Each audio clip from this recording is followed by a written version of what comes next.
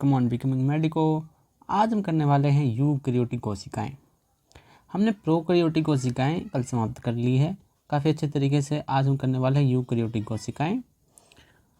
तो हमारे पास यूकैरियोटिक कोशिकाएं स्टार्ट होती है इस डायग्राम से। इस डायग्राम में क्या है हमारे पास, एक तो हमारे पास प्लांट कोशिकाएं हैं, पादप सेल है, उसके बाद एक एनिमल सेल है। ठीक है, आ जाओ। देखो इसमें थोड़े थोड़े अंतर होते हैं प्लांट और एनिमल सेल्स में। मैंने आपको बताया था, क्या बताया था, प्रोकैरियोटिक यूकैरियोटिक कोशिका में अंतर। आ जाओ एक रफ वर्क में समझ लेते हैं। प्रोकैरियोटिक और यूकैरियोटिक कोशिकाएं क्या थी। हमने जो कहा प्रोकैरियोटिक चीज़ें होती है वो होती है झोपड़ी। ठीक है, और जो यूकैरियोटिक होती है वो होती है बिल्डिंग में कई सारे होते हैं कंपार्टमेंट, कई सारे रूम। इसमें केवल एक रूम होता है, इसमें कई सारे रूम होते हैं। इसमें अलग अलग कमरा होता है, खाना बनाने के लिए अलग, नहाने के लिए अलग, धोने के लिए अलग। इसमें सब कुछ करना है तो एक में करना है। तो इसमें वही हमारे पास कंपार्टमेंट्स हैं, कई सारे जो आप देख रहे हैं कंपार्टमेंट्स सेल मेम्ब्रेन से घिरा हुआ। ये अलग अलग काम के लिए अलग अलग कंपार्टमेंट्स आपको यहाँ दिख रहे होंगे। वैसे यहाँ भी अलग अलग काम के लिए अलग अलग कंपार्टमेंट्स आपको दिख रहे होंगे। हमने इससे पहले प्रोकैरियोटिक और यूकैरियोटिक में अंतर देखा था यहाँ पे, जिसमें हमारे पास प्रोकैरियोटिक ये रहा जिसमें केवल एक कंपार्टमेंट है और इसमें कई सारे कंपार्टमेंट जो हम देख चुके हैं। बस अभी हम थोड़ा सा रिकैप कर रहे हैं। तो हमारा ये काम हो गया। आ जाओ हम प्लांट और एनिमल में अंतर देख लेते हैं। प्लांट और एनिमल सेल्स, तो दोनों जितने भी प्लांट और एनिमल सेल्स हैं लगभग सेम है। अंतर क्या है, अंतर देखो, एक नंबर तो पहले हमारा सेल वॉल किसकी खासियत होती है, प्लांट सेल की खासियत होती है। ये किसने कहा था, किसने बताया था कि सेल वॉल कोशिका भित्ति खासियत होती है पादपों का। ये किसने बताया था, स्वान ने बताया था। ठीक है, उसके बाद आपको यहाँ कुछ दिख रहा होगा, देखो यहाँ पे 1 2 ये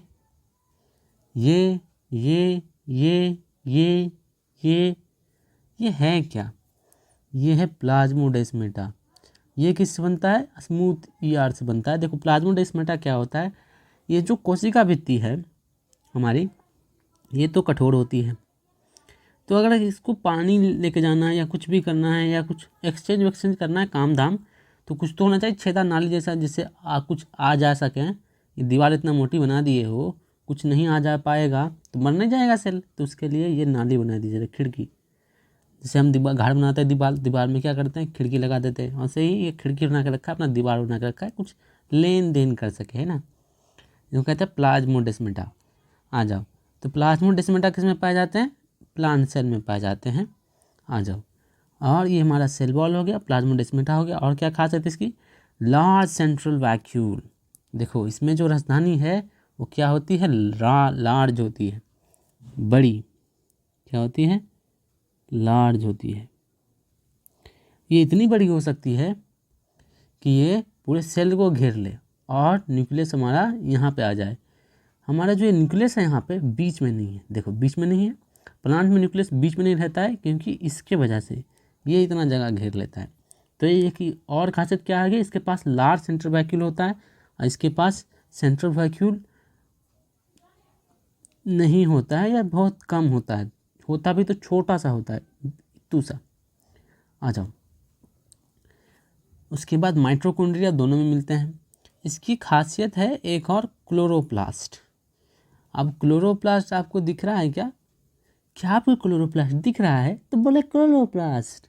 ये कार्टून देखिए, यहाँ थी वाहियात कार्टून, बचपन में हॉरर मूवी की तरह थी ये कार्टून, झेलना पड़ता था। अच्छा भाई साहब, कहाँ है क्लोरोप्लास्ट, आपको दिखे क्लोरोप्लास्ट, बोलिए क्लोरोप्लास्ट। ये मिल गया क्लोरोप्लास्ट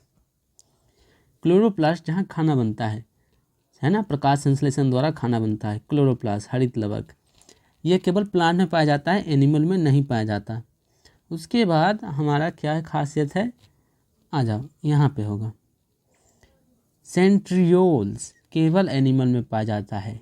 आ जाओ लिख देते हैं, सेंट्रियोल ओनली। देखो जहाँ मिल रहे हैं ना, कोई एनिमल में या कोई प्लांट में, वहाँ स्टार मार लेते हैं क्या, आ जा उसको स्टार मार देते हैं। तो इसको स्टार मार दिया, ये केवल एनिमल में पाए जाते हैं। उसके बाद इसको स्टार मार लेते हैं, ये केवल प्लांट में पाए जाते हैं। उसके बाद सेंट्रल वैक्यूल लार्ज होते हैं, लार्ज सेंट्रल वैक्यूल केवल प्लांट में पाए जाते हैं। उसके बाद सेल वॉल कहाँ लिखा हुआ है, कोशिका भित्ति, आ जाओ भाई साहब, ये भी केवल प्लांट में पाया जाता है। बाकी हमारा जितना भी है ये लगभग सेम होता है। अब जितने भी हमें अंग दिख रहे हैं यहाँ पे कई सारे, इन्हें हम डिटेल में देखने वाले हैं, तब जाके समझ में आएगा कि ये गोल्जी बॉडी क्या होती है, ये माइटोकॉन्ड्रिया क्या होती है, ये एंडोप्लाज्मिक रेटिकुलम क्या होती है, न्यूक्लियस क्या होती है ना, तब जाके चीज़ें स्पष्ट होगी। अभी ऐसा कोई चीज़ें स्पष्ट नहीं हो रही होगी आपको। आ जाओ, अब हम देखते हैं सेल मेम्ब्रेन, यूकैरियोटिक कोशिकाएं। आ जाओ, यहाँ पर कुछ इंट्रोडक्शन लिखा हुआ है यूकैरियोटिक कोशिकाओं के बारे में, जिन्हें हम एक बार देख लेते हैं। एक बार देख लेंगे तो हमारा कांड हो जाएगा। आ जाओ देख लेते हैं। तो हमारे पास क्या लिखा हुआ है, सभी आद्य जीव, पादप, प्राणी व कवक में यूकैरियोटिक कोशिकाएं होती हैं। यूकैरियोटिक कोशिकाओं में झिल्लीदार अंगकों की उपस्थिति के कारण कोशिका द्रव विशिष्ट कक्षयुक्त प्रतीत होता है। ऐसा लगता है कि कंपार्टमेंट है कई सारे बने, तो मतलब कोई अलग अलग रूम बनी हुई है, अलग अलग कक्षा बना हुआ है। यूकैरियोटिक कोशिकाओं में झिल्ली में केंद्रक आवरण युक्त व्यवस्थित केंद्र मिलता है। इसके अतिरिक्त यूकैरियोटिक कोशिकाओं में विभिन्न प्रकार के जटिल गतीय व कोशिकीय कंकाल जैसी संरचना मिलती है। आ जाओ, यूकैरियोटिक कोशिकाओं में हमें क्या मिल रहा है, विभिन्न प्रकार के भिन्न भांति भांति के जटिल गतीय एवं कोशिकीय कंकाल जैसी संरचना मिलती है। इसको इंग्लिश में कहते हैं साइटोस्केलेटन। आगे ही पढ़ेंगे, मतलब सब कुछ पढ़ेंगे डिटेल में। साइटोस्केलेटन कहाँ मिलता है, केवल यूकैरियोटिक में, प्रोकैरियोटिक में साइटोस्केलेटन नहीं मिलता है। तो हम इसको जरा इसका ट्रांसलेशन कर दें क्या, कोशिकीय कंकाल, साइटोस्केलेटन, साइटोस्केलेटन। चलो भाई, जैसी संरचना मिलती है, इसमें अनुवांशिक पदार्थ गुणसूत्रों के रूप में व्यवस्थित रहते हैं। गुणसूत्र क्या होता है, गुणसूत्र मतलब क्रोमोसोम। मैंने बताया था जब कंडेंस हो जाता है पूरा डीएनए तो उसको क्रोमोसोम कहते हैं। गुणसूत्र, क्रोमोसोम,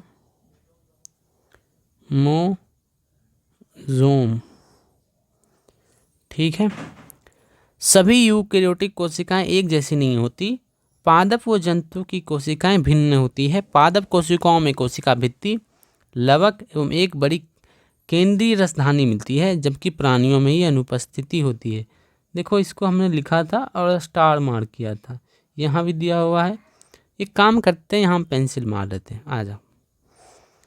तो जबकि कहाँ गया, पादप में क्या थी इसकी विशेषता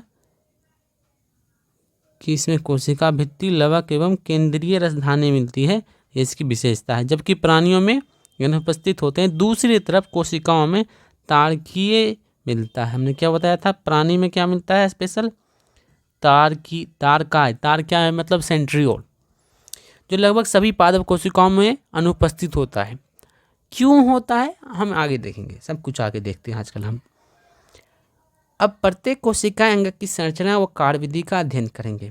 जितने भी हमने अंग देखे हैं उनको डिटेल में हम स्टडी करेंगे। आ जाओ, कोशिका झिल्ली, सेल मेम्ब्रेन। वर्ष 1950 में इलेक्ट्रॉन सूक्ष्मदर्शी की खोज के बाद कोशिका झिल्ली का विचित्र संरचना का ज्ञान संभव हो सका। ऐसा क्यों, इलेक्ट्रॉन माइक्रोस्कोप का वेट क्यों करना पड़ा, क्यों? क्योंकि कोशिका झिल्ली जो होती है हमारी, एक तो दिखती नहीं ढंग से उतना ही। अब इलेक्ट्रॉन माइक्रोस्कोप जो होता है वो काफ़ी डिटेल देख पाता है। सबसे हाईटेक आपकी एडवांस माइक्रोस्कोप है इलेक्ट्रॉन माइक्रोस्कोप। तो वो इतना एडवांस गैजेट आने के बाद, टेक्नोलॉजी आने के बाद हम ज़्यादा ज्ञान आएगा हमको, है ना, तो हम इसके बारे में ज़्यादा समझ पाए। तो इसके बीच मनुष्य की लाल लाल रक्त कणिकाओं को कोशिका झिल्ली के रासायनिक अध्ययन के बाद जीव द्रव्य झिल्ली की संभावित रचना के बारे में जानकारी प्राप्त हुई। अब देखो क्या कहा, इलेक्ट्रॉन माइक्रोस्कोप मिला जिससे डिटेल स्टडी हो पाया। अब इस स्टडी के लिए किसको लिया गया, मनुष्य की लाल रक्त कणिकाएं। अब इसको क्यों लिया गया, आ जाओ एक समझते हैं। लाल रक्त कणिकाओं में ऐसा क्या खास है। लाल रक्त कणिकाओं में हमारे पास, अरे यार ये भी मिट गया, अरे ऐसे कैसे मिट जाएगा। लाल रक्त कणिकाओं की जो खासियत होती है सबसे बड़ी, वो ये होती है इसके पास कोई केंद्रक नहीं होता। मतलब कोई केंद्रक नहीं है, बीच का माला खाली, कोई रफ एंडोप्लाज्मिक रेटिकुलम नहीं होता, ऐसा कुछ, कोई माइटोकॉन्ड्रिया नहीं होता, एरोबिक रेस्पिरेशन नहीं होता, ओ वायवीय रेस्पिरेशन होता है इसके अंदर, क्योंकि माइटोकॉन्ड्रिया नहीं है, क्योंकि ऑक्सीजन लेके जाता है। इसका काम क्या है, आरबीसी का काम क्या है, ऑक्सीजन को ढोना, है ना, ऑक्सीजन को ढोना। अगर हम इसको माइटोकॉन्ड्रिया दे देंगे, खुद ऑक्सीजन खा जाएगा तो माइटोकॉन्ड्रिया नहीं होता। अब क्योंकि हमें इसमें रखना है, क्या रखना है, लाल, हमें इसमें रखना है हीमोग्लोबिन। हीमोग्लोबिन क्यों रखना है, हीमोग्लोबिन हम इसलिए रखते हैं, तो 1 2 3 4, हीमोग्लोबिन हम इसलिए रखते हैं क्योंकि हीमोग्लोबिन क्या करता है, इसमें ऑक्सीजन स्टोर करता है। अगर इसमें माइटोकॉन्ड्रिया होगा, रफ एंडोप्लाज्मिक रेटिकुलम होगा, बहुत सारी इसमें चीज़ होंगे, तो ऑक्सीजन कहाँ हटेगा, हीमोग्लोबिन कहाँ हटेगा। तो जगह खाली करने के लिए सबको बाहर फेंक देते हैं। सबको बाहर फेंक दिए तो कुछ तो बचा नहीं अंदर। जब कुछ बचा नहीं अंदर तो हमारे पास क्या बचा, एक बाहर तो सेल मेम्ब्रेन बचा, हीमोग्लोबिन बचा। तो इसका अध्ययन के लिए क्या करते हैं, हम हीमोग्लोबिन का आउट कर लेते हैं, बचता है हमारे पास सेल मेम्ब्रेन, उसको काट के देख लेते हैं। तो ईजी क्या पड़ता है हमारे पास, सेल मेम्ब्रेन। इससे ईजी पड़ता है हमको देखना, नहीं तो हमें हमारे पास केंद्रक आ जाएगा, ये आ जाएगा, वो हो जाएगा, तो लफड़ा हो जाएगा देखने में ना। आ जाओ। अध्ययनों के बाद इस बात की पुष्टि हुई है कि कोशिका झिल्ली मुख्यतः लिपिड व प्रोटीन से बनी होती है। आ जाओ, किसकी बनी होती है, मुख्यतः लिपिड व प्रोटीन की बनी होती है। अब एक बात यहाँ देखो, इसने क्या वर्ड यूज किया है, इसने वर्ड यूज किया है मुख्यतः। ऐसा क्यों, अब हम क्या करेंगे, जब भी गोला मारेंगे तो लाल रंग से मारेंगे, लाल मतलब डेंजर। मुख्यतः क्यों यूज करी है, क्योंकि मुख्यतः मेजॉरिटी में ये रहते हैं, है ना। अगर आपके पास 10 के नोट हो और 20 के नोट हो, तो आपके पास एक 50 का नोट हो, आपके पास 110 के नोट हो, 150 के नोट हो, और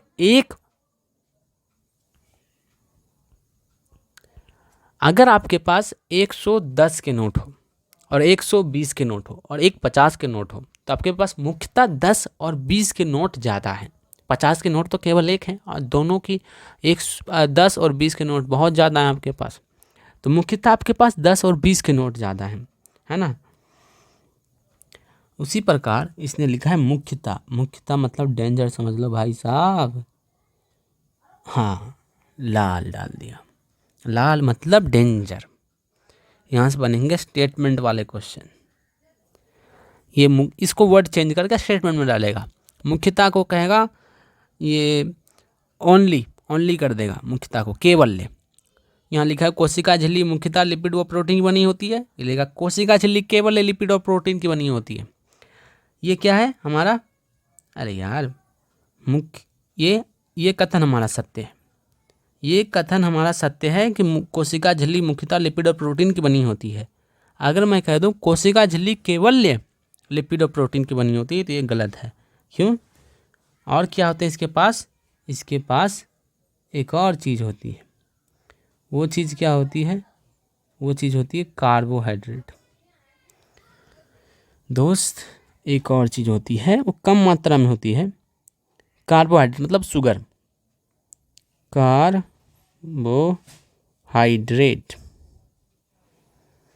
इसीलिए अगर कहते हैं केवल लिपिड और प्रोटीन, अब है कार्बोहाइड्रेट भी तो होता है, छोटा सा ही होता है पर होता है।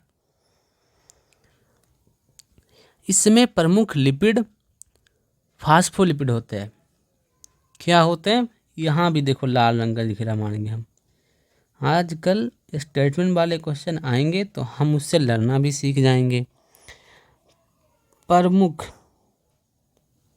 प्रमुख, अब इसमें क्या चेंज कर सकता है एनसीईआरटी, इसमें क्या चेंज कर सकता है, यहाँ भी स्टेटमेंट डालेगा केवल, केवल डाल देगा। इसमें केवल जो लिपिड होती है वो फास्फोलिपिड होती है, तो आप फंस जाओगे और गिर के आ जाओगे। तो मुख्यतः प्रमुख, प्रमुख, प्रमुख इसमें लिपिड जो होती है फास्फोलिपिड होती है, मतलब और भी लिपिड हो सकती है, केवल फास्फोलिपिड नहीं और भी लिपिड हो सकती है, प्रमुखता या प्रमुख फास्फोलिपिड होती है। आगे बढ़ते हैं। ये फास्फोलिपिड क्या होती है इसे हम देख ही लेते हैं। आओ जाओ, कहाँ लिखा था, पहले हम सेल मेम्ब्रेन का जो स्ट्रक्चर है वो समझ लेते हैं। तुमने क्या कहा था कि जो केमिकली सेल मेम्ब्रेन किससे बनी होती है, मैंने कहा था केमिकली सेल मेम्ब्रेन बनी होती है प्रोटीन और लिपिड से, जिसे हम लिपोप्रोटीन भी कहते हैं, प्रोटीन और लिपिड से, प्लस हम कर देते हैं सम कार्बोहाइड्रेट।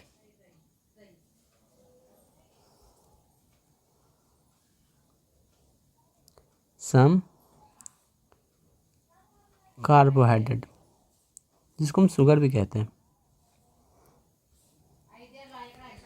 ठीक है, तो देखो यहाँ जाओ, हमारा ये लिपिड है, लिपिड इस प्रकार का होता है। लिपिड में देखो एक गोल मुंडी, गोल मुंडी, और ये इसकी पूंछ जिसको कहते हैं मुंडी, हेड। तो हेड बनी होती है फास्फोलिपिड की, और ये पूंछ है टेल हमारी, ये होती है हाइड्रोकार्बन की। अब देखो इसके पास क्या है, मुंडी के पास चार्ज है, क्या है, चार्ज है, इसके पास कोई चार्ज नहीं। अब देखो वाटर जो होता है हमारा, यहाँ हम बना लेता हूँ क्या, ये हमने बनाया वाटर, ये इलेक्ट्रॉन नेगेटिव होने के कारण क्या करता है अपने ऊपर, अरे यार दोबारा प्रयास करते हैं, आ जाओ ढंग से थोड़े बनाते हैं।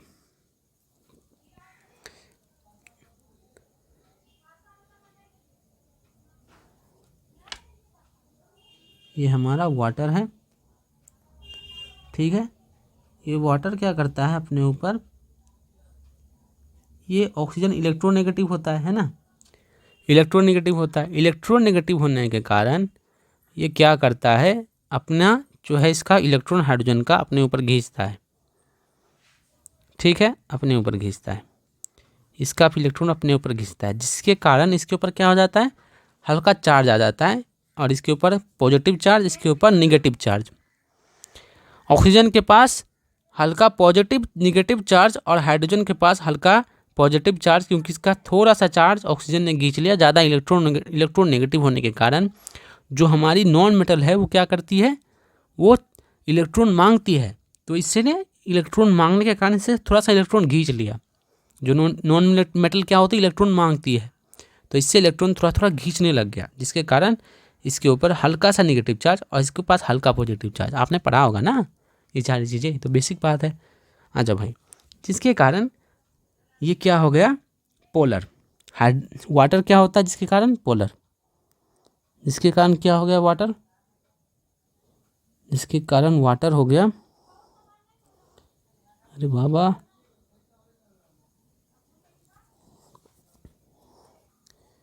जिसके कारण वाटर क्या हो गया, पोलर। अब देखो जो पोलर के साथ पोलर जुटेंगे, जो हमारा निगेटिव वाला है ना, ये हाइड्रोजन के साथ चिपक जाएगा, है ना, जैसे कि हमारा ये है, ये।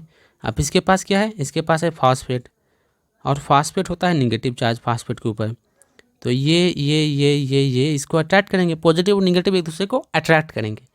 तो ये क्या पानी के साथ अपनी गठबंधन बना रहा है, क्या बना रहा है, दोस्ती, पानी के साथ क्या कर रहा है, ये दोस्ती, मुंडी कर रहा है पानी के साथ दोस्ती। अब क्योंकि पूंछ के पास के जो पूंछ है इसके पास कोई चार्ज नहीं है, तो पोलर और नॉन पोलर दोस्त नहीं होते, है ना, पोलर और नॉन पोलर दोस्त नहीं होते, तो ये रिपेल करता है इसको। पोलर और नॉन पोलर एक दूसरे को रिपेल करते हैं, इसके पास कोई चार्ज नहीं है तो उसको कोई शौक नहीं इसके साथ जुड़ने का, इसके पास पॉजिटिव चार्ज, इसके पास निगेटिव चार्ज, ये क्या हुआ, जुड़ गया पानी के साथ, पर इसके पास कोई चार्ज नहीं है तो पानी के साथ क्या जुड़ेगा, नहीं जोड़ता। तो इसलिए ये जो हमारा है नॉन पोलर, ये क्या है नॉन पोलर। और ये हाइड्रोफोबिक, तो हमने कहा बोला हेड जो होता है वो हाइड्रोफिलिक। हाइड्रो का मतलब हुआ वाटर, हाइड्रो मतलब वाटर होता है, और फिलिक का मतलब होता है लवर। आ जाओ भाई इसका अनुवाद भी कर लेते हैं। शब्दों में ही शब्द का मतलब छुपा होता है। क्या बात है, ये सब प्रेमी की बात है। चिट्ठी में शब्द में ही प्रेम छुपा हुआ होता है ना। हाइड्रो का मतलब क्या बोला वाटर, और फिलिक का मतलब लवर। क्या बात है। उसके बाद ये हाइड्रो का मतलब हो गया पानी, और फोबिक का मतलब होता है हेटर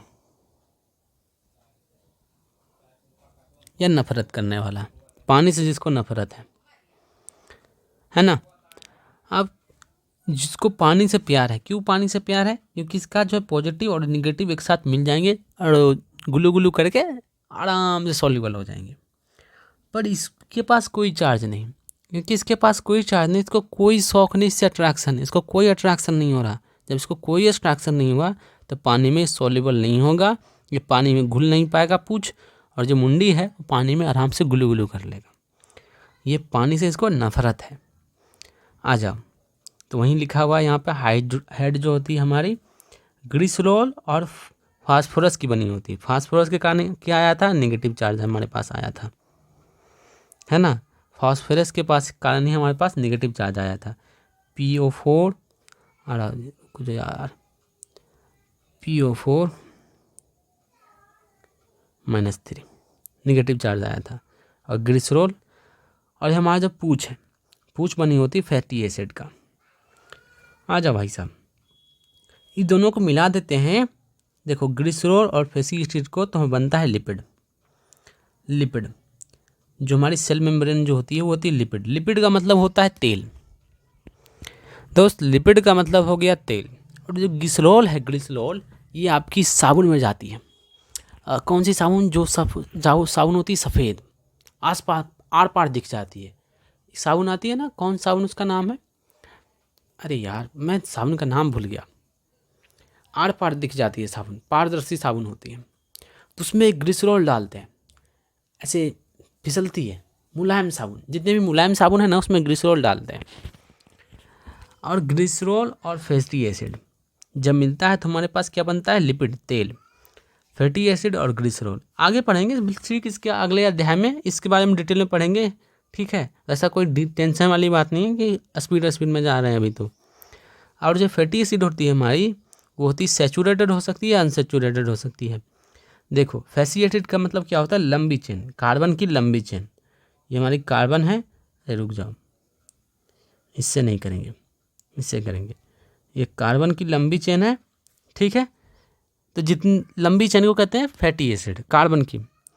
अगर इसके ऊपर डबल बॉन्ड आ गया, है ना, डबल बॉन्ड आ गया, तो इसको कहेंगे अनसैचुरेटेड।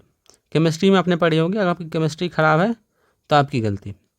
अगर इसके पास कोई डबल नहीं है बॉन्ड है तो इसको कहते हैं सैचुरेटेड। सैचुरेटेड मतलब जैसे कोई आपकी क्या है, कोई प्लांट है, कोई प्लांट, अरे यार कोई प्लांट है आपकी, ठीक है। अब प्लांट के ऊपर सारे टहनियों पे भर भर के पत्ते अगर लगे होंगे, भर भर के पत्ते लगे होंगे, भर भर के पत्ते लगे होंगे, तो कहेंगे सैचुरेटेड, मतलब फुला हुआ है, पूरा फुल भरा हुआ है, ठूस ठूस के भरा हुआ है। वही किसी प्लांट पे कहीं कहीं पत्ती लगा हुआ है, ऐसे कहीं कहीं पत्ती लगा हुआ है, कहीं कहीं पत्ती लगा हुआ है, तो उसको कहेंगे अनसैचुरेटेड, अभी जगह खाली है, अनसैचुरेटेड, ठीक है। तो ऐसे ही होती है हमारी। तो ये क्योंकि भर भर के होता है इसलिए सॉलिड हो जाता है ना।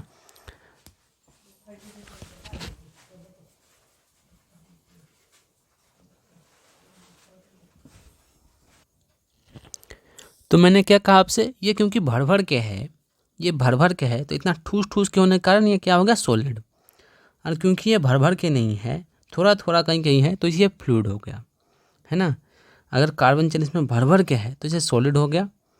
और ये जैसे कि आपकी क्या हो जाती है, इसमें डालडा आ जाता है, डालडा और घी, जितने भी तेल है ना डालडा और घी जैसे वो आ जाता है सैचुरेटेड में। और जितने भी आपकी आ जाती है सरसों तेल, सोयाबीन तेल, मूंगफली का तेल, ये आ जाती है आपकी अनसैचुरेटेड में, है ना। इसमें लेस कैलोरी होती है क्योंकि लेस कार्बन होता है, इसमें ज़्यादा कैलोरी होती है क्योंकि भर भर के, इसमें तेल भर भर के होता है। आजा भाई, उसके बाद हम एनसीईआरटी का सिर्फ रीडिंग मारेंगे, आ जाओ और समझेंगे। अब क्या कहती है एनसीईआरटी? एनसीईआरटी कहती है, अरे यार एक बात तो रहेगी, अब हमारे पास क्या है, अगर हमारे पास ये है फास्फोलिपिड, ठीक है, ये तो है पोलर, ये है नॉन पोलर, ये पानी को पसंद करता है, ये पानी को पसंद नहीं करता। और मैंने यहाँ पे ये कितने से बहुत सारे हैं, ठीक है, बहुत सारे पास कर दे क्या, पास कर देते, आ जाओ भाई, पास कर देते, पास कर देते, ठीक है, इतना काफ़ी है। और मैंने पानी दिया, और पानी दिया तो क्या हो जाएगा, हमने इसको क्या दिया, पानी। अगर मैंने इसको पानी दिया तो अफरा तफरी मच जाएगी ये पूछ वालों में।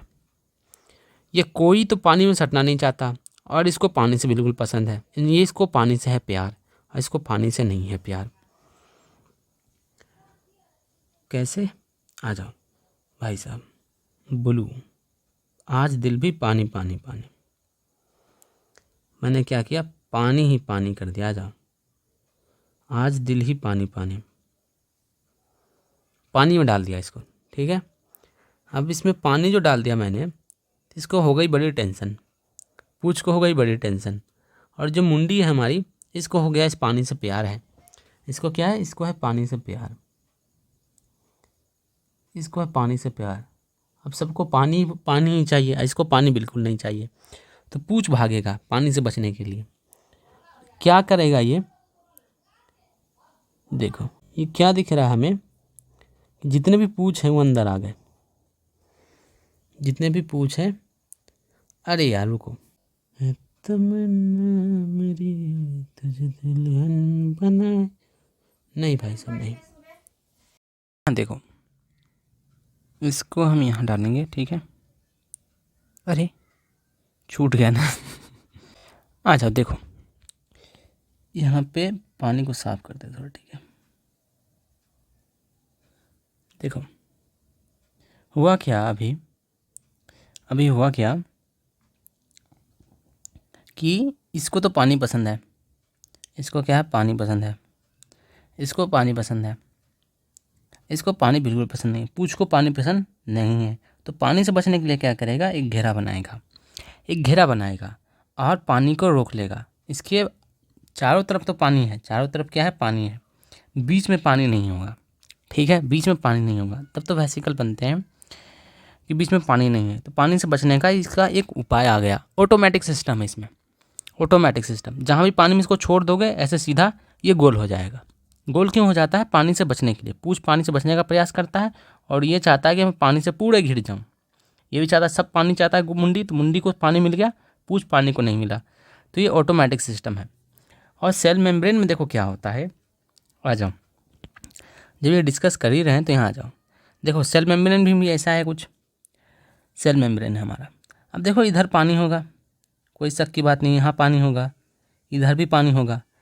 इसके देखो यहाँ पानी तो नहीं आ सकता है ना, यहाँ बाहर में पानी हो सकता है, इधर पानी हो सकता है, इसको पानी फेस नहीं करना पड़ रहा है कभी भी, इसको जीवन में तो पानी देखना नहीं पड़ रहा है, इसको पानी भी देखना पड़ रहा है, इसको पानी देखना पड़ रहा है, इसको पानी देखना नहीं पड़ रहा है।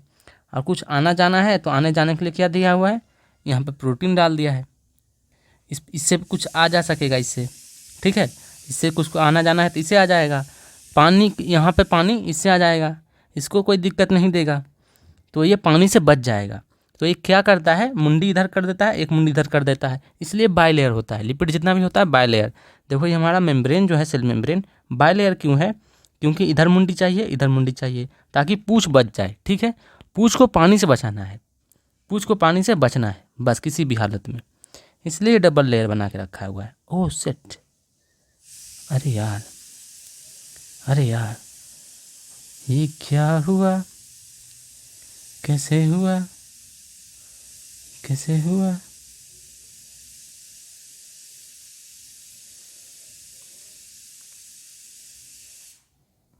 आ जाओ, तो हम ये समझ चुके हैं बात, आगे आ जाओ, आगे आ जाते हैं हम।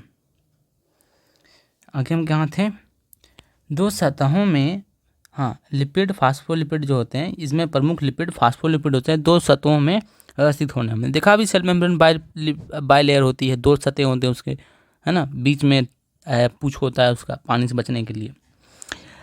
लिपिड झिल्ली के अंदर व्यवस्थित होते हैं, जिसका ध्रुवीय सिरा बाहर की ओर व जल भीरू सिरा जल भीरू पुच्छ सिरा अंदर की ओर होता है। हेड जो होता है उसका सिर बाहर की ओर होता है, जिसको पानी पसंद है। सिरा को क्या है? पानी पसंद है। सिरा को क्या है? इसका मुंडी को पानी पसंद है।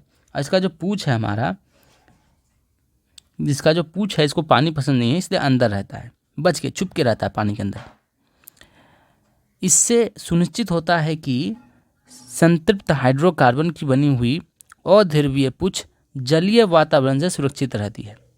इससे क्या इंश्योर हो जाता है कि जो हमारी पूँछ है हाइड्रोकार्बन से बनी, वो जल से बचा रहे, है ना, उसको जल नहीं मिल पाए, है ना, उसको पानी से नफरत है।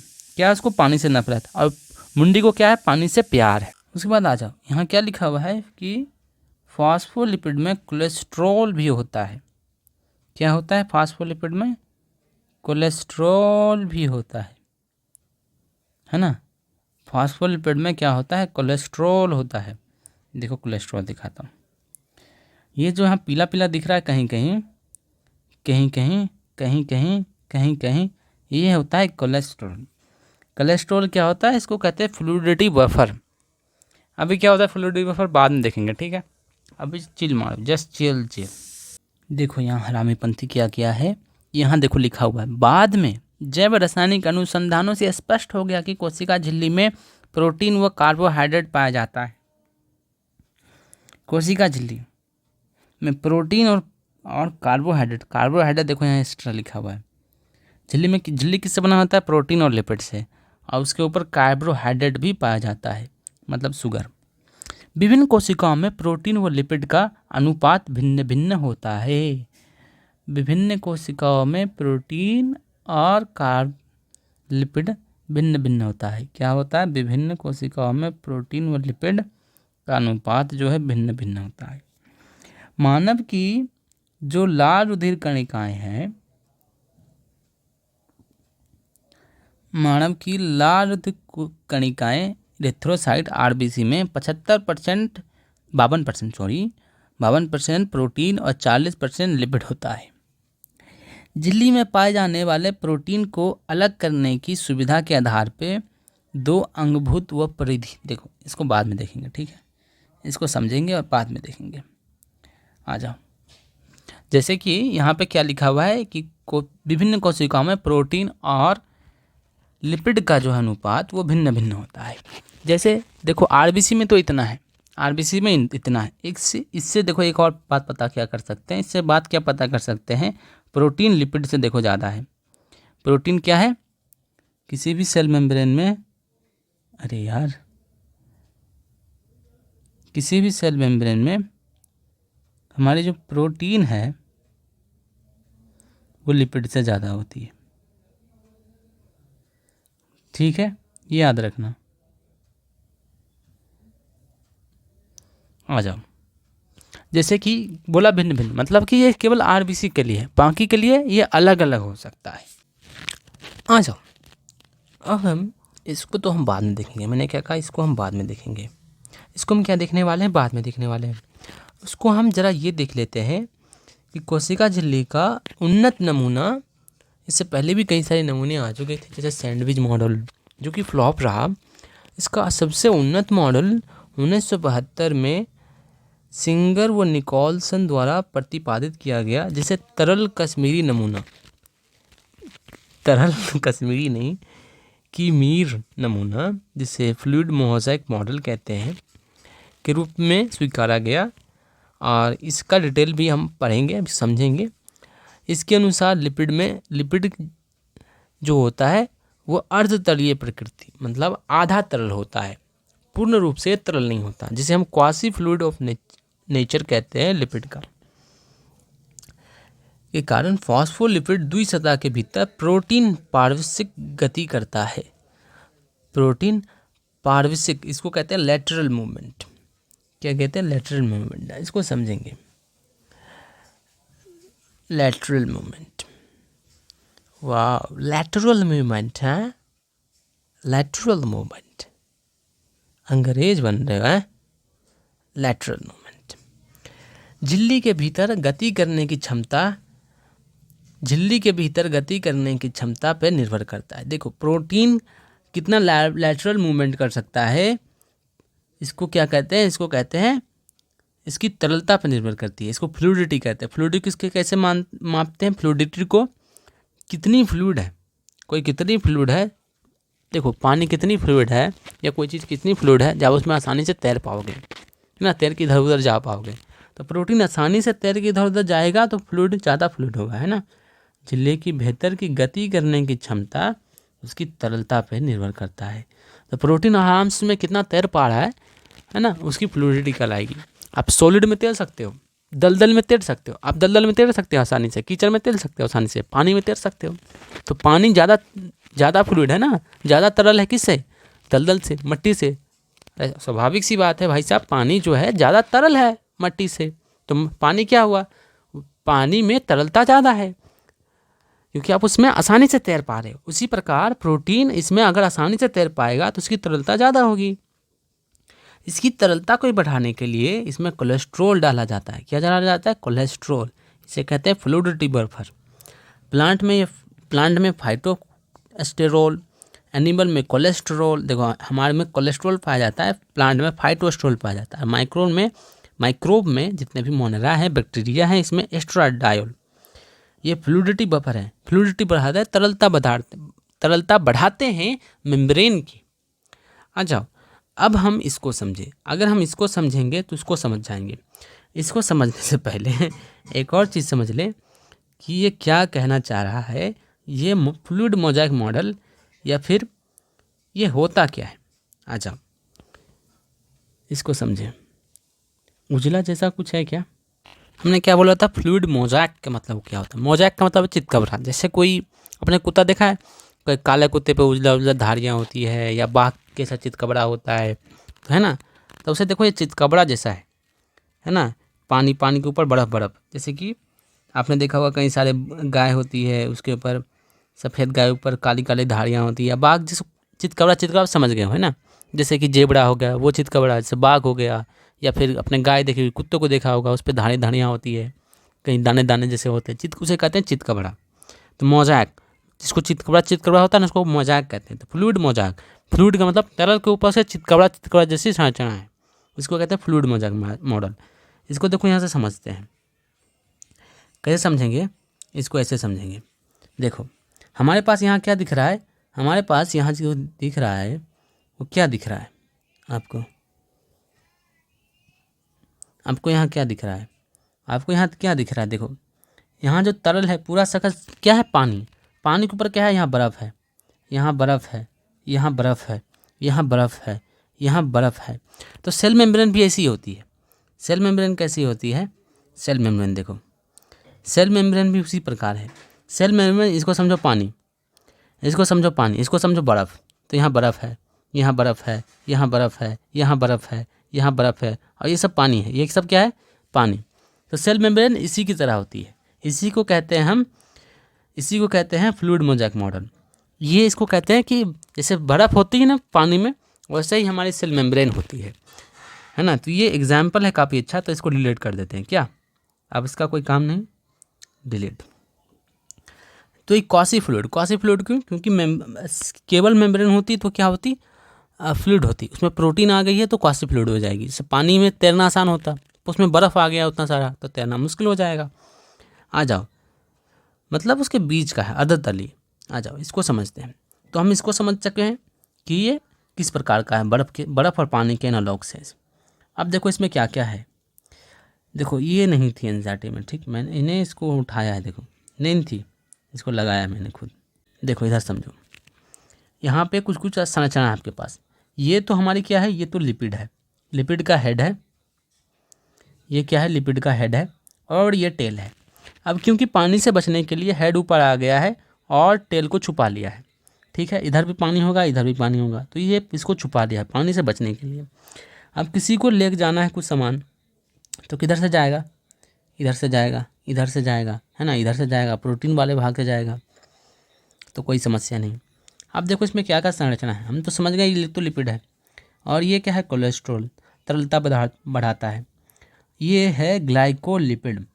देखो हमने क्या बोला था, ग्लाइको का मतलब क्या होता है, इसमें ग्लाइकोसिडिक बॉन्ड किस में होती है, शुगर में, है ना, ग्लाइकोसिडिक बॉन्ड किस में होते हैं, शुगर में। और ये क्या है, लिपिड की लेयर, मतलब ग्लूकोज लगा हुआ है लिपिड की लेयर पे। तो ये क्या है, शुगर है, शुगर, ग्लूकोज, ग्लूकोज नहीं, कार्बोहाइड्रेट। तो ये क्या है, कार्बोहाइड्रेट, शुगर है, ये क्या है, शुगर। ग्लाइकोसिडिक मतलब क्या होता है, शुगर, किसके ऊपर लगी हुई है, लिपिड के ऊपर लगी हुई है। उसके बाद इधर देखो, ये है प्रोटीन, इसके ऊपर लगा हुआ है शुगर, ये भी प्रोटीन वाला भाग, इसके ऊपर लगा हुआ है शुगर, ठीक है। ये जो शुगर होता है ये ओलिगोसेकेराइड होता है। ओलिगोसेकेराइड का मतलब होता है, जैसे मोनोसेकेराइड मतलब एक शुगर, ओलिगोसेकेराइड मतलब 2 से 10 के बीच में होगा, जो 10 से ज़्यादा होगा उसे कहते हैं पॉलीसेकेराइड।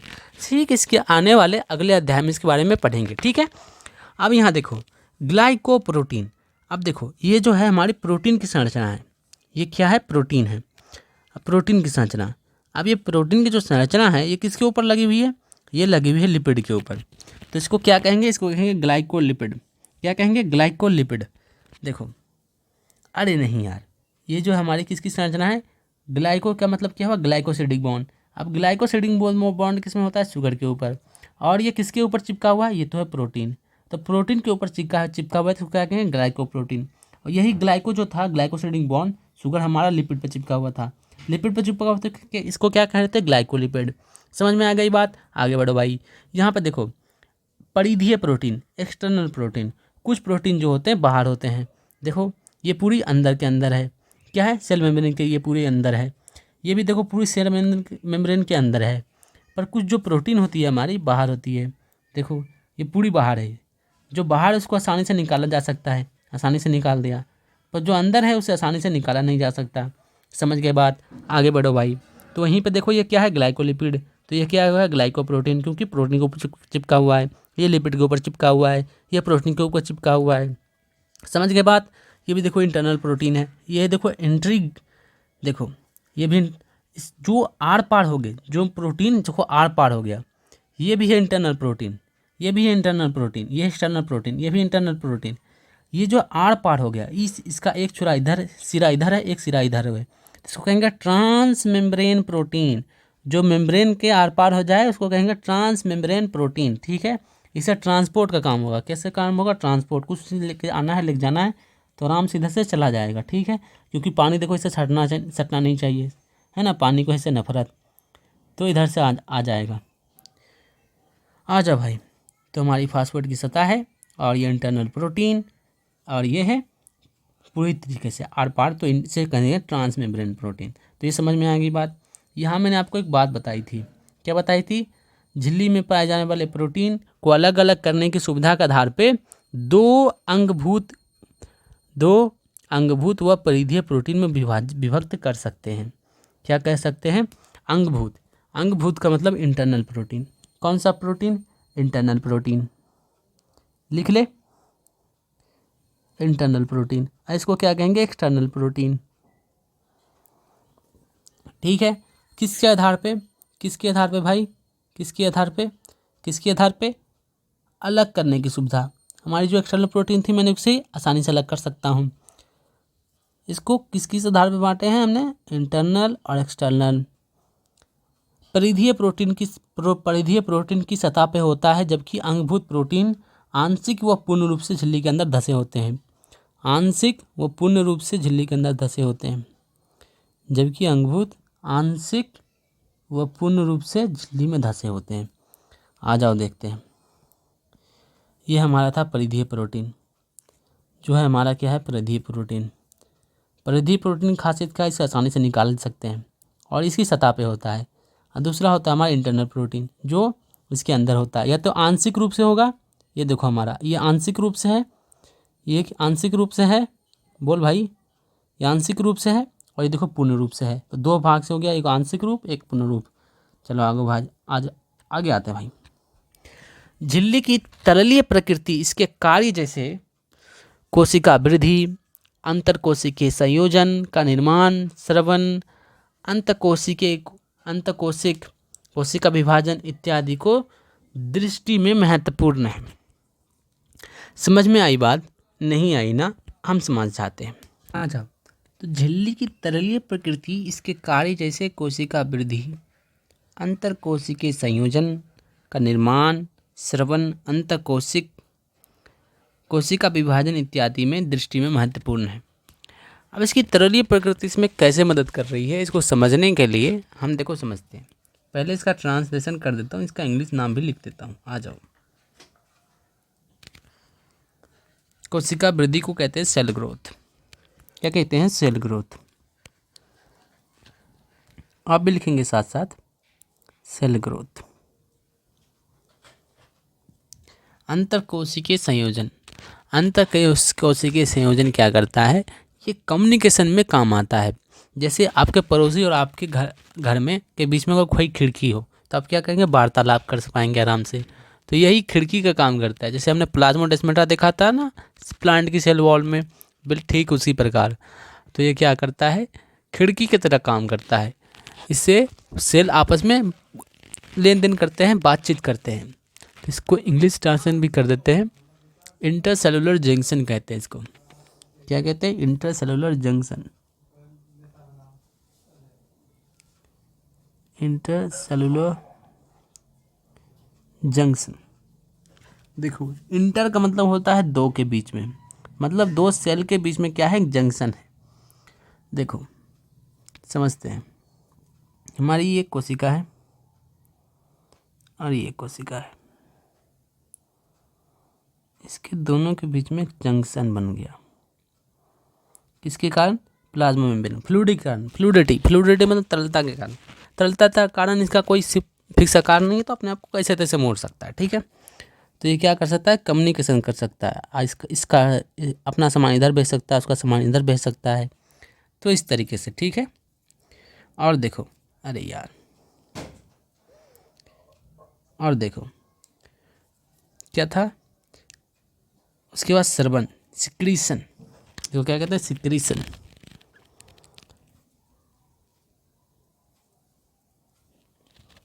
सिक्रीशन। उसके बाद इसको कहते हैं अंतकोशिक। अंतकोशिक को क्या कहते हैं? अंतकोशिक कहते हैं एंडोसाइटोसिस। एंडोसाइटोसिस। एंडो का मतलब होता है अंदर, साइटोसिस मतलब सेल, मतलब सेल के अंदर लेना। कोशिका विभाजन, सेल डिवीजन। Cell division.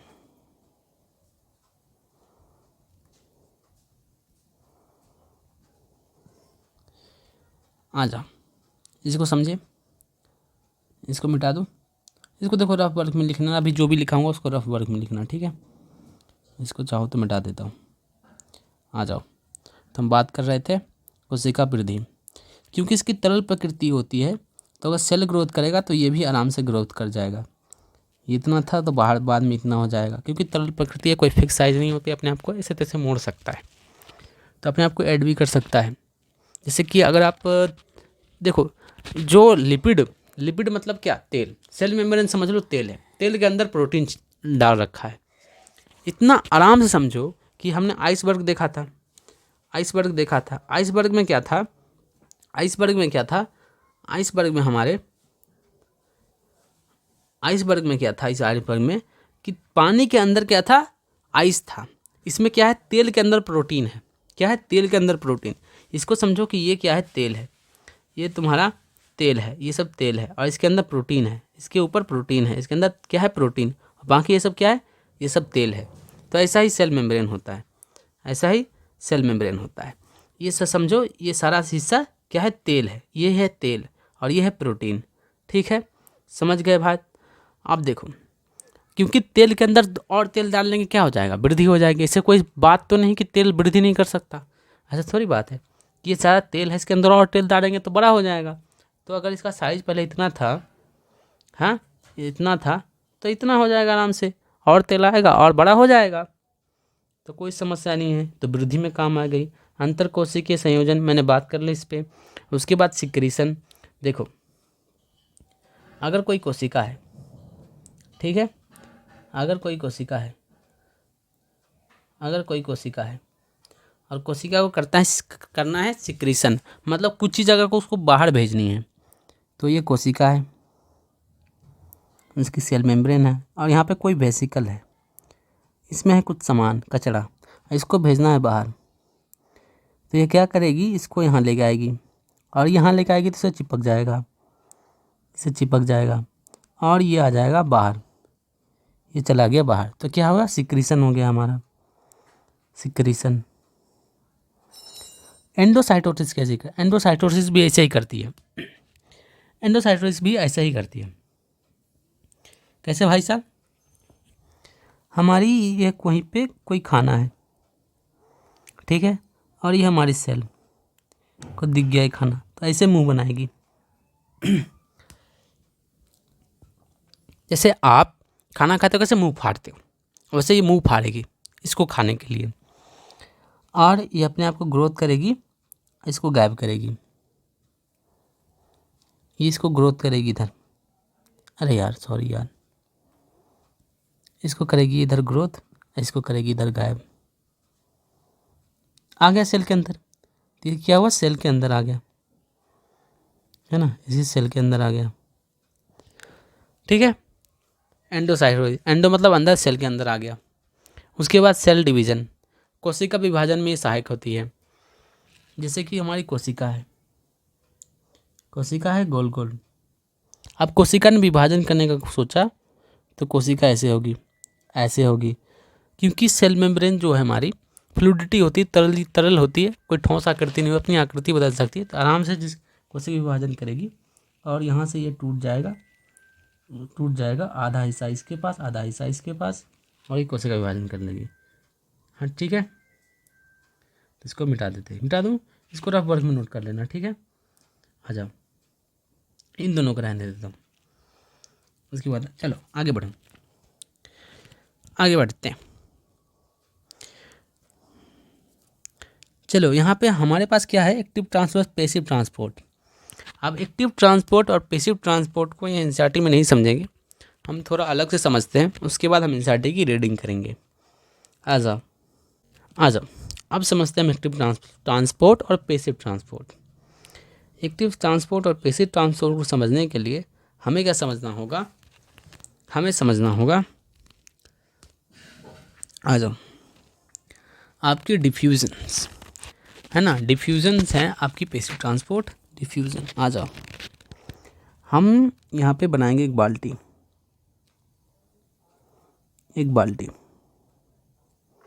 यहाँ भी बनाएंगे एक बाल्टी, ठीक है, और एक बाल्टी के अंदर भरेंगे हम पूरी पानी। आज तू ही पानी, ठीक है, अरे भाई, और इस बाल्टी के अंदर भरेंगे पानी, और दूसरी बाल्टी हमारी है खाली, दूसरी बाल्टी क्या है हमारी, खाली। इसको हम कर देंगे, जोड़ देंगे। अगर हम इसको जोड़ दें तो क्या होगा, अगर मैं इसके बीच में एक पाइप लगा दूं, इस दोनों बाल्टी के बीच में अगर पाइप डाल दूं तो क्या होगा, इसका पानी इसमें आ जाएगा, सिंपल बात है। तो इसमें पाइप लगाता हूँ, एक में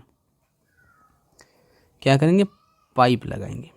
तो पाइप लगा दिया, तो पाइप लगा दूंगा तो पानी इससे आएगा और इसमें जाएगा, इसमें भर जाएगा। कितना भरेगा, जब दोनों बराबर हो जाए, आधा ये भर जाएगा और इसका आधा खाली हो जाएगा, ठीक है, दोनों बराबर आ जाएगा। इसको क्या कहेंगे, इसको कहेंगे डिफ्यूज़न।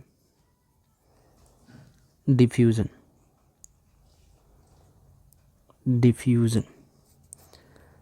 पैसिव ट्रांसपोर्ट, ये क्या है? पैसिव मतलब अपने आप हो रहा है, पैसिव ट्रांसपोर्ट। ये क्या हुआ? अक्रॉस, ये क्या हुआ? हाई से लो जा रहा है।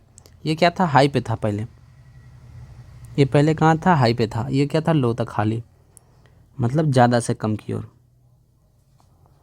जिधर ज़्यादा होगा, जिधर पानी ज़्यादा था, जिधर कम था उधर चला गया, तो ज़्यादा से कम की ओर।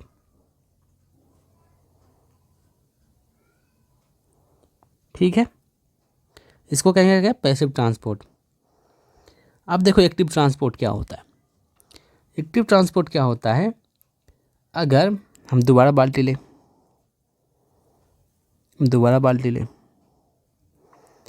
इस बार नहीं, देखो अब एक्टिव ट्रांसपोर्ट क्या होता है? अब दोबारा इस पानी को इसके अंदर भरना है, दोबारा इस पानी को इसके अंदर भरना है आपको। तो क्या करोगे? आपको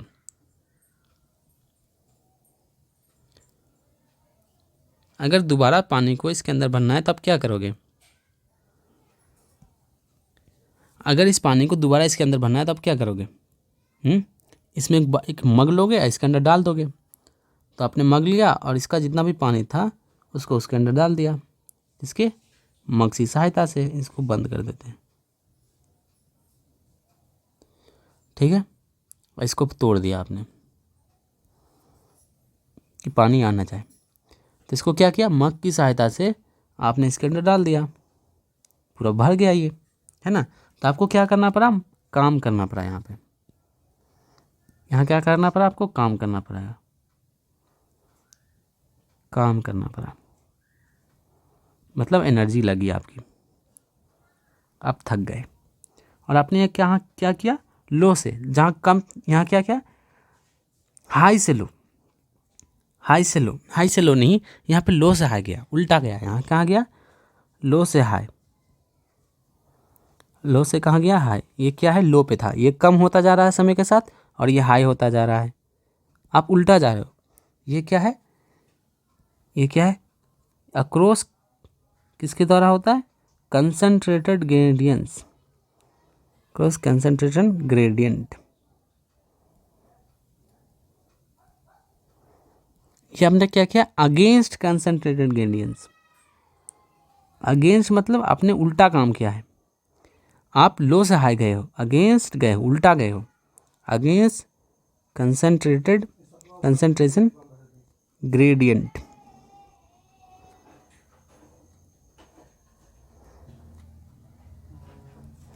ठीक है, तो इसमें क्या है? आपकी एनर्जी लगी है, लो से हाई गए हो। अब देखो आपकी एक और आ जाती है ओस्मोसिस, प्रासरण। ये क्या होती है? इसको समझने से पहले हम यहाँ समझते हैं इसी दोनों को।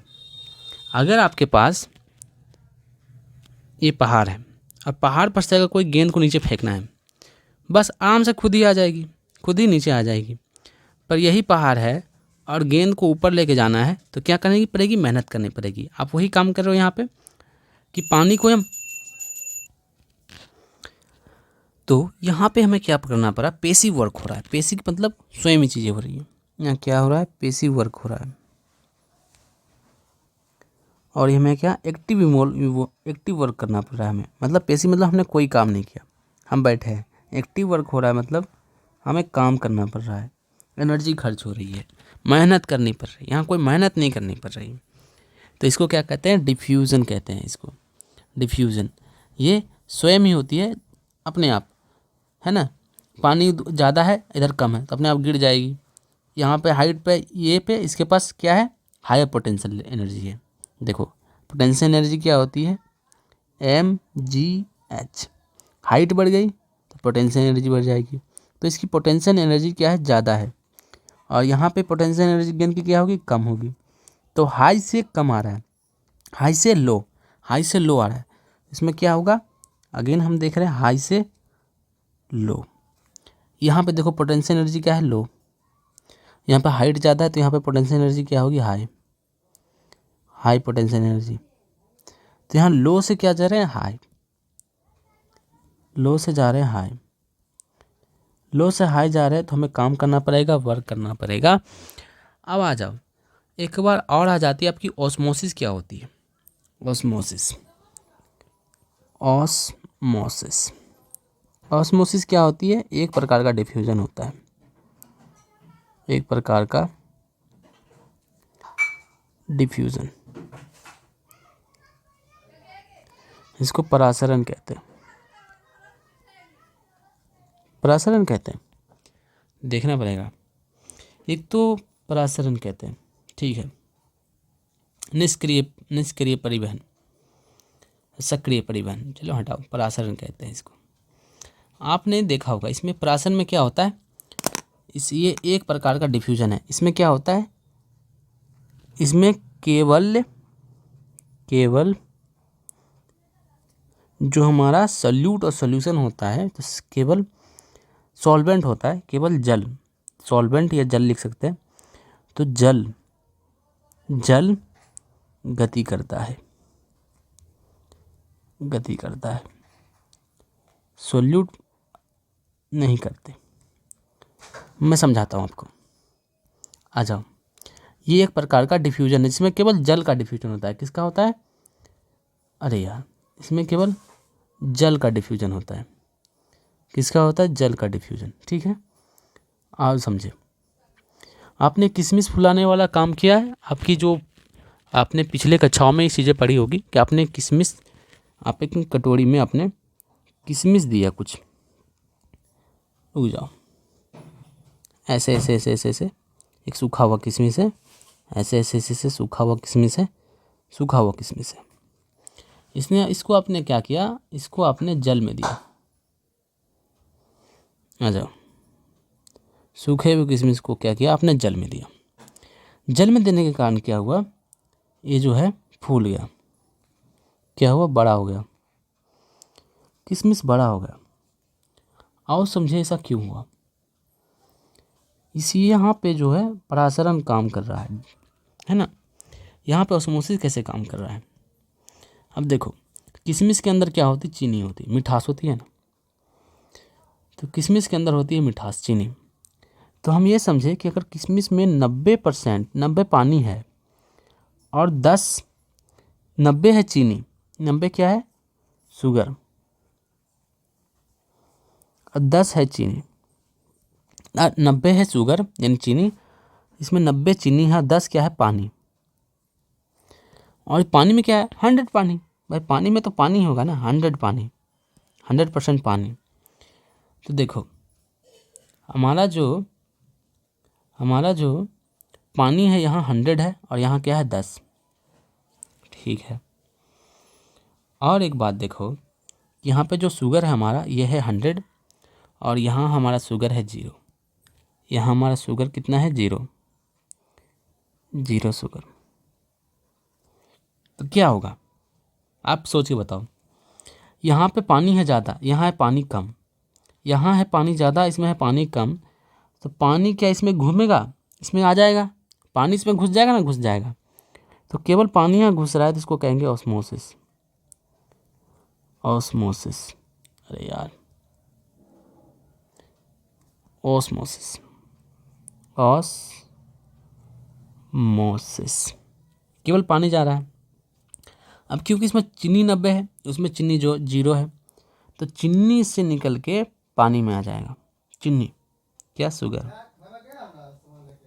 और हमारा पानी जो है मीठा हो जाएगा। पानी जो है मीठा हो जाता है भाई साहब, पानी चीनी निकल जाता है। और पानी जो पानी है इसमें ज़्यादा है 100 और इसमें 10 ही है, तो पानी इसमें घुसेगा और ये क्या होगा? फूल जाएगा। इसलिए तो किशमिश फूल जाती है पानी में। तो इसको क्या कह रहे हैं कि केवल पानी इसके अंदर आया है। देखो यहाँ पे देखो, यहाँ पे इसका भी हो रहा है, इसका भी हो रहा है। इसका क्या हो रहा है? डिफ्यूजन। शुगर का क्या हो रहा है? डिफ्यूजन। शुगर का हो जाए डिफ्यूजन। पानी का भी हो रहा है डिफ्यूजन। तो पानी के डिफ्यूजन को क्या कहते हैं? ऑस्मोसिस। डिफ्यूजन, पानी का डिफ्यूजन, पानी का डिफ्यूजन, पानी का डिफ्यूजन ऑस्मोसिस कहलाता है। ऑस्मोसिस कहलाता है। पानी का डिफ्यूजन क्या कहलाता है? ऑस्मोसिस। अब इसका भी हो रहा है, इस पे इसका भी हो रहा है, पर एक दूसरे को अफेक्ट नहीं करते हैं। ये क्या होते हैं? इंडिपेंडेंट। डिफ्यूजन क्या होते हैं? इंडिपेंडेंट। ये अपने अपने कंसंट्रेटेड ग्रेडियंट्स पे काम करते हैं। अरे यार कंसंट्रेटेड लिख दिया। इंडिपेंडेंट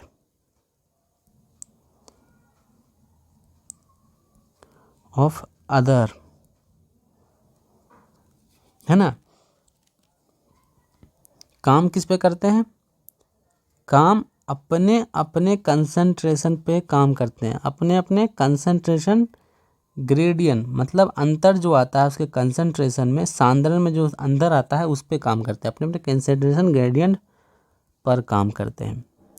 आपकी तरह नहीं है जो दूसरों के काम में टांग अड़ाते रहते हैं ना, काम करते हैं। आप पर खच्चर हो, ऐसे नहीं करना चाहिए ना।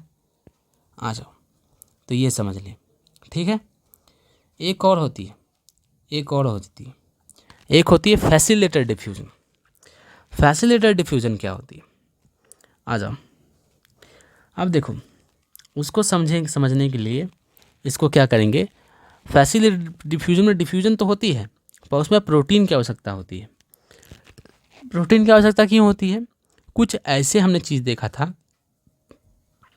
हमने कुछ ऐसे चीज़ देखी था कि जो भी जिसको पानी से प्यार है वो तो इससे नहीं आ पाएगा, क्योंकि यहाँ आज जैसे ही आएगा, आ जाएगा उसको टेल, पूछ आ जाएगा। ये पूछ को पानी बिल्कुल पसंद नहीं, तो जो भी पानी जैसा चीज़ है यहाँ से नहीं आ पाएगा, तो उसको प्रोटीन से आना पड़ेगा। तो जिसको भी प्रोटीन से आना पड़ेगा तो उसके लिए क्या है? कैरियर मिल गया, एक रास्ता। तो इसको कहेंगे फैसिलिटेटर डिफ्यूजन। फैसिलिटेटर मतलब इसको फैसिलिटी चाहिए। किसकी फैसिलिटी चाहिए? प्रोटीन की फैसिलिटी चाहिए आने जाने के लिए। तो जैसे कि हमारा ये गेंद जो है ऐसे ही घुलट रहा था, ऐसे ही अपने आप घुलट रहा था। यहाँ क्या कर रहे हैं हम? गेंद को ही, इसी गेंद को हम क्या कर रहे हैं? इसी गेंद को सॉरी, इसी गेंद को हम क्या कर रहे हैं? बाल्टी में भर के दे रहे हैं, बाल्टी में भर के दे रहे हैं इसी गेंद को। गेंद नहीं लेना चाहिए। अगर आपके पास आदमी है, आदमी को नीचे भेजना है, ठीक है। इस बार आदमी है, आदमी को नीचे भेजना है, तो हम क्या करेंगे? धक्का मार देंगे, हैं? जा यार, अपने आप हो जाएगा सारा काम। नहीं भाई साहब, इस बार हम इसको क्या करेंगे? आदमी को ऐसे नहीं भेजेंगे, आदमी को हम ऐसे भेजेंगे। कुछ फैसिलिटी देना पड़ेगा आदमी को भेजने के लिए। क्या? एक बाल्टी बनाएंगे, ट्रॉली, ट्रॉली में डालेंगे आदमी को, उसके बाद नीचे जाएगा। तो यहाँ क्या आ गई? आदमी के बाद एक फैसिलिटी आ गई। फैसिलिटी मतलब साधन, साधन चाहिए, एक साधन चाहिए या फैसिलिटी चाहिए एक। तो यहाँ भी डिफ्यूजन हो रहा है ना। तो इसको क्या कहेंगे? Facilitated diffusion. साधन के साथ हो रहा है डिफ्यूजन, फैसिलिटेटेड डिफ्यूजन। इसको नोट करना है, ठीक है। Facilitated diffusion. उसके बाद आ जाओ, अब आते हैं एनसीईआरटी पढ़ते हैं। एक और बात चैनल और पंप पर समझा देता हूँ। चैनल और पंप क्या होते हैं? चैनल और पंप क्या? चैनल एंड पंप, ये क्या होता है? आ जाओ। चैनल से समझो नाली, चैनल से क्या समझेंगे? नाली। चैनल मतलब नाली। पंप का मतलब क्या होता है? जैसे जनरेटर या मोटर। अब देखो नाली, देखो नाली देखो, आपने देखा होगा जिस प्रकार की नाली, वैसे ही नाली होती है। जैसे हमारी कोई सेल मेम्ब्रेन है, सेल मेम्ब्रेन हम बनाते हैं, सेल मेम्ब्रेन बनाएंगे। आ जाओ, हमने सेल मेम्ब्रेन बनाई, ठीक है।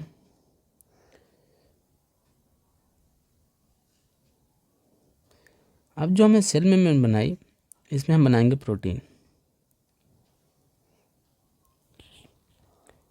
प्रोटीन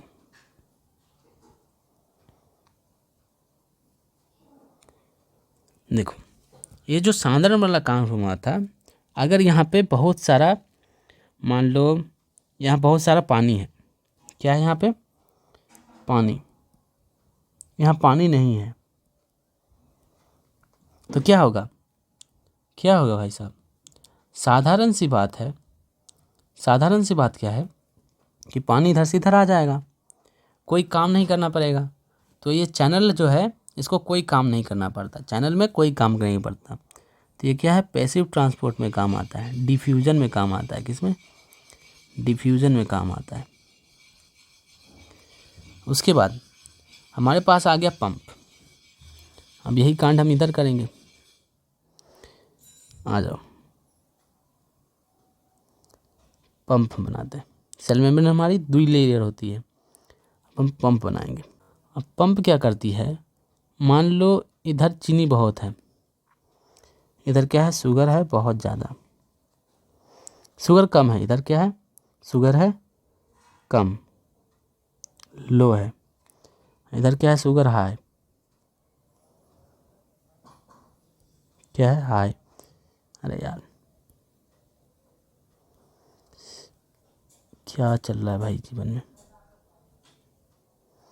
क्या चल रहा है भाई जीवन में, क्या है यार, ऐसा ही कर लेता हूँ। यहाँ शुगर क्या है, हाई, ठीक है। अगर मुझे एक्टिव ट्रांसपोर्ट करना है और इधर ही शुगर लाना है, तो हमें क्या करना पड़ेगा, पंप करना पड़ेगा, मतलब मोटर लगाना पड़ेगा। तो हमने मोटर लगा दिया है। मोटर क्या करता है, इसको यहाँ पकड़ता है, अपने यहाँ रखता है और इसको फेंक देता है इधर। जैसे बाहुबली में देखा था ना आपने कि ऐसे गोला पकड़ के ऐसा फेंक देता है, वैसे ही इसका काम है। ये पलट जाता है, पलट के जब पलट जाता है तो इसका जो ये भाग है, इसका जो ये भाग है वो यहाँ आ जाता है, यहाँ आ जाएगा, पलट देगा तो क्या होगा, ये भाग यहाँ आ जाएगा और यहाँ पर आ जाएगा। तो यही है पंप, मोटर यहाँ लगा हुआ है, इसके सर पे मोटर लगा हुआ है, ये पकड़ता है, उठा के फेंकता है, जैसे कुदाल होता है या बाहुबली में देखिए तो उठा के फेंकता है। तो हम ये समझ चुके हैं। अब हम एनसीईआरटी की रीडिंग मारते हैं, आ जाओ। तो जीव द्रव्य झिल्ली का सर्वाधिक महत्वपूर्ण कार्य यह है कि वो इसमें अणुओं का परिवहन होता है।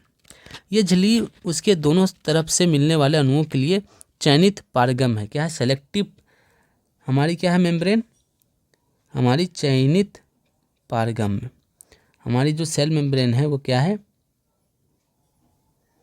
सेलेक्टिव परमेबल, मतलब सबको आने जाने नहीं देती, सेलेक्टिव परमिएबल, परमिएबल, हल्ला होने वाला है अब, परमिएबल, मुझे नफरत ही हल्ला से। 3 घंटा हो चुका है, अभी मैंने 2 घंटे का, लगभग 2 घंटे से कम का रिकॉर्ड किया है, माथा खराब हो जाता है इस हल्ले के कारण।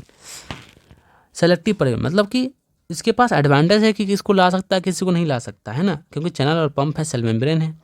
इसके साथ जो है वाटर सोल्यूबल इधर नहीं आएंगे, मतलब जो फैट सोल्यूबल है वही आएंगे, क्योंकि ये खुद के खुद तेल है, तो जिसके तेल के आर पार तेल ही जाएगा।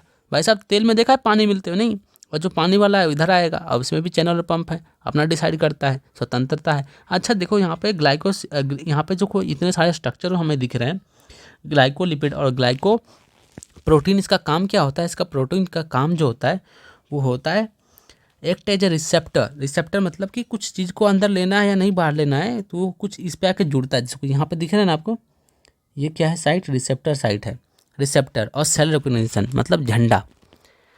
अब कौन सा सेल अपना है, कौन सा सेल पराया है, ये पहचानता है इसी को देख के, झंडा के। किसी के ऊपर ऐसा लगा हुआ झंडा तो अपना समझ जाता है भाई साहब अपना है, देश का है। अगर नहीं है तो मारने लगेगा। इम्यून सिस्टम इस पर काम नहीं करता ना, इम्यून सिस्टम देखता है इसके ऊपर झंडा लगा हुआ है कि ना, अपना झंडा लगा हुआ है। ये झंडा अगर लगा हुआ है तो अपने देश का है, और नहीं लगा हुआ है तो मारो इसको।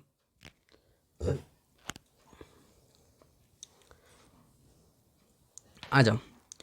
कुछ अणु बिना ऊर्जा की आवश्यकता के झिल्ली से होकर जाते हैं, जिसके हम निष्क्रिय परिवहन करते हैं। भाई साहब इसे तो हम इतना देख चुके हैं कि तो हम मास्टर हो चुके हैं इसमें, ठीक है। जिसे कहते हैं निष्क्रिय परिवहन, पैसिव ट्रांसपोर्ट, जिसमें ऊर्जा की आवश्यकता नहीं होती। इसको मैं हाईलाइट ही नहीं करूँगा अब तो। उदासीन विलय सांद्र प्रवणता के अनुसार जैसे उच्च सार्धन से निम्न सार्धन की ओर गति करते हैं। वही बात है, मैंने कहा ना वहाँ समझा दिया तो यहाँ पर हाईलाइट नहीं करूँगा। आपको करना है तो कर सकते हो, ये आपकी स्वतंत्रता है। हालांकि मैंने जो लिखाया है ना वो काफ़ी महत्वपूर्ण है। मैंने रफ जैसे वर्क लिखा है, काफ़ी वाहियात राइटिंग में लिखा है ये सब चीज़ें। इसको आप जो अच्छी राइटिंग में लिखना, क्योंकि मैंने स्पीड में लिखा है टाइम सेव करने के लिए, पर आप अच्छी राइटिंग में लिखना है ये सब चीज़ों को, ठीक है। इसको अलग लिखना थोड़ा, इसको अलग लिखना, इसको थोड़ा अलग लिखना, इसको थोड़ा अलग लिखना, ठीक है। अच्छी राइटिंग में लिखना, ठीक है। स्टिकी नोट में लिखना, ये A4 पेपर में लिखना, इसको एनसीईआरटी में घुसेड़ देना। अच्छा, आ जाओ। उसके बाद उच्च सारदा से निम्न सारदा की ओर चलती है। देखो देखा था, अगर बाल्टी फुल होगी तो फुल से जो खाली की ओर जाएगी, साधारण सी बात है। फुल से खाली की ओर जाएगी, साधारण सी बात है। आ जाओ। उच्च से जल भी इस झिल्ली से उच्च सारदन से निम्न सारदन की गति करता है। हमने जैसे बाल्टी में पानी भर के खाली बाल्टी में चला गया था। विसरण द्वारा जल के प्रवाह को, देखो विसरण द्वारा जल के प्रवाह को प्रासरण कहते हैं। देखो है ना, प्रासरण क्या है, जल का विसरण है। अरे हटाओ यार, चूंकि ध्रुवीय अणु को और ध्रुवीय लिपिड द्वि सतह से होकर नहीं जा सकते, उन्हें झिल्ली से होकर परिवहन के लिए झिल्ली की वाहक प्रोटीन की आवश्यकता होती है। जितने भी है हमारी ध्रुवीय, मतलब जैसे कि वाटर सोल्यूबल, जितने भी तेल जो तेल से आसपास नहीं हो सकते, है ना, जैसे पानी हो गया, या जो पानी में जितने भी घुल जाता है, अधिकतर तेल तो पानी में घुलते हैं, तेल में अधिकतर थोड़ी घुलती है, तो अधिकतर चीज़ें प्रोटीन से होकर जाएंगी। क्योंकि तेल और प्रोटीन, जिसको जाना है तेल से जाए, जिसको जाना है प्रोटीन से जाए, दो ही रास्ता है। कुछ आयन अणुओं का झिल्ली से होकर परिवहन उसकी सांद्रता प्रवणता के विपरीत होती है। एक्टिव ट्रांसपोर्ट के बारे में बात कर रहा है ना, सक्रिय परिवहन। इस प्रकार के परिवहन हेतु ऊर्जा की आवश्यकता होती है, जिससे एटीपी का यूज करते हैं। ऊर्जा किस फॉर्म में यूज करते हैं, एटीपी, सक्रिय परिवहन। यह एक पंप के रूप में कार्य करता है, जिसे सोडियम पोटेशियम पंप, इसके बारे में आगे पढ़ेंगे। आगे मतलब कभी पढ़ेंगे। सोडियम पोटेशियम पंप आप क्या प्लांट फिजियोलॉजी में, ह्यूमन फिजियोलॉजी में, हटाओ यार। देखो तो ये हमारी चीज़ें होंगी, इसको अच्छे से लिख लेना। और दोस्त समय हो रहा है, काफ़ी आज टाइम हो गया, अपना ना फीडबैक दिया करो थोड़ा, और मेहनत किया करो। देखो आपको लग रहा होगा कि मैं बहुत सारा इंग्लिश लिखा रहा हूँ, हिंदी पर ध्यान नहीं दे रहा। एक बात बताओ यार, आपको क्या हिंदी एनसीईआरटी लिखी हुई समझ में नहीं आ रही मेरे पास समझाने के बाद? मैं बार बार बोलता हूँ कि आप जब MBBS में जाओगे तो आपको इंग्लिश मिलेगी, इसलिए अभी सीखो, इंग्लिश और हिंदी करना सीखो। इंग्लिश और हिंदी दोनों मिल रहे हैं ना आपको, समस्या तो कोई नहीं है ना, हिंदी समझ में है। ऐसी तो कोई समस्या नहीं है कि एनसीईआरटी समझ में नहीं आ रही, ऐसी तो कोई समस्या नहीं है ना। मैंने अपना पूरा डेडिकेटेड लगा रहा हूँ, है ना, ऐसी तो कोई समस्या नहीं आ रही। और मैं तो यहाँ तक कहता हूँ, आप हिंदी माध्यम छोड़ के इंग्लिश माध्यम पे तैयारी करना स्टार्ट कर दो। देखो कि एक सप्ताह देखो स्टार्टिंग में। ज़रूरी नहीं आप मेरी वीडियो देखो, क्यों देखो, कोई देख ही नहीं रहा भाई साहब, आप क्यों देख रहे हो? ऐसे देखो, किसी की मत देखो, है ना। ऐसी कोई कोचिंग नहीं है, ना ही मैं कुछ ऐसा ही कुछ इससे कोई अर्न कर रहा हूँ, तो आप किसी की भी देखो, क्या फ़र्क पड़ता है। मैं कहता हूँ इंग्लिश मीडियम वाले देखो, इतने अच्छे टीचर्स हैं यूट्यूब पे, इतने कोचिंग्स हैं। आप जाते होंगे यूट्यूब पे, आपने कोई कंटेंट अच्छे, इतने टीचर्स हैं, आप उनसे पढ़ो, इंग्लिश माध्यम में पढ़ो, ज़रूरी नहीं हिंदी माध्यम में पढ़ो। ज़रूरी है आपका सिलेक्शन, ज़रूरी है आप में कॉन्फिडेंस आना चाहिए, क्योंकि कई सारे रिसोर्सेज इंग्लिश मीडियम में ऐसी, है ना, आपके अंदर ऐसी इन्फीरियरिटी कॉम्प्लेक्स है कि मैं हिंदी मीडियम का हूँ, मुझसे नहीं होगा, मुझे हिंदी होगी, इंग्लिश समझ में नहीं आएगी। भाई साहब आएगी, शुरुआती में दिक्कत होती है। मैं इस पर हो सके एक वीडियो बनाऊँगा कि कैसे एक ट्रांजिशन लाना है, कि पढ़ाई भी लैग ना हो और हिंदी से इंग्लिश में ट्रांजिशन भी हो जाए जिसको दिक्कत हो रही है। हालांकि अधिकतर को मैंने देखी कोई दिक्कत नहीं होती, कुछ ही ऐसे विद्यार्थी हैं जिसकी माइंडसेट ऐसी होती है कि उन्हें दिक्कत होगी, ऐसी नहीं होती। क्योंकि हिंदी में जैसे वर्ड होते हैं जो कॉम्प्लेक्स होते हैं, जो समझ में नहीं आते, इंग्लिश में भी ऐसे वर्ड होते हैं। तो उसकी जगह हिंदी को समझो, उसकी जगह इंग्लिश को समझो, इंग्लिश को समझ लो, क्योंकि आगे पढ़ाई भी तो इंग्लिश में होगी। ऐसी बातें नहीं कि जो शिक्षक पढ़ा रहा होगा यूट्यूब पे या कहीं पे भी, फैकल्टी इतनी अच्छी है, वो इंग्लिश में ही बकते रहते हैं, हिंदी में बोलते हैं और इंग्लिश में लिखाते हैं। एनसीईआरटी समझाते भी हैं, पहले तो समझाते हैं, फिर एनसीईआरटी समझाते हैं, क्वेश्चन प्रैक्टिस करवाते हैं, फिर कौन सा क्वेश्चन के सल्यूशन देते हैं। इतने अच्छे बुक्स हैं इंग्लिश में, हिंदी में इतने नहीं कंटेंट है। तो मैं जितना समझता हूँ, अगर आप एक कॉम्पिटिटिव एग्ज़ाम की तैयारी कर रहे हैं, आपको इंग्लिश में देखना चाहिए, है ना। ये आप ज़्यादा समय नहीं लगा सकते हैं ना, आप टाइम जाएगा आपका। हिंदी माध्यम में मेहनत ज़्यादा है दोस्त, और कंटेंट का मैं समझता हूँ कंटेंट कॉम्प्रोमाइज़ हो जाता है हिंदी माध्यम में। मैं भी हिंदी माध्यम का विद्यार्थी रहा हूँ और एक ट्रांजिशन लिया है। हर शुरुआती में दिक्कत होता है, उसके बाद ऐसा कोई दिक्कत नहीं होता। तो अगर आप पढ़ रहे हो, हिंदी माध्यम ही पढ़ रहे हो, तो हाँ, मैं प्रयास करूँगा हिंदी माध्यम में अब आगे सारे लेक्चरों को लाने का। तो आज हमारा जो है सेल मेम्ब्रेन, हमने लगभग काफ़ी लंबा समय लिया और इसमें सेल मेम्ब्रेन डिटेल लिया है। हमने सोचा था कि क्रैश कोर्स की तरह हम हर एक अध्याय को ख़त्म करेंगे, पर ये क्रैश कोर्स तो बिल्कुल नहीं लग रहा। इतना एक एक घंटा 1.5 घंटा लग रहा है एक एक टॉपिक ख़त्म करने में, तो ये क्रैश कोर्स तो नहीं है मेरे दोस्त। काफ़ी लंबा समय लग रहा है और एक एक पॉइंट समझ में आ रहा है, समझा रहे हैं। इसमें क्वेश्चन मैंने ले लिया, क्वेश्चन लेता ना तो इसमें और समय लग जाते। क्वेश्चन अलग से लेंगे और बेहतर करते रहो। अगर और कोई बोर्ड्स की तैयारी कर रहे हो तो उसे शेयर कर दो, आपके दोस्त कोई तैयारी कर रहे हो उसे शेयर कर दो, COT की तैयारी कर रहा है उसे शेयर कर दो, कोई हिंदी माध्यम में नीट की तैयारी कर रहा है उसे शेयर करो। और बस यार, थैंक यू, आपने इतना देखा, है ना। तो अगले लेक्चर में मिलते हैं।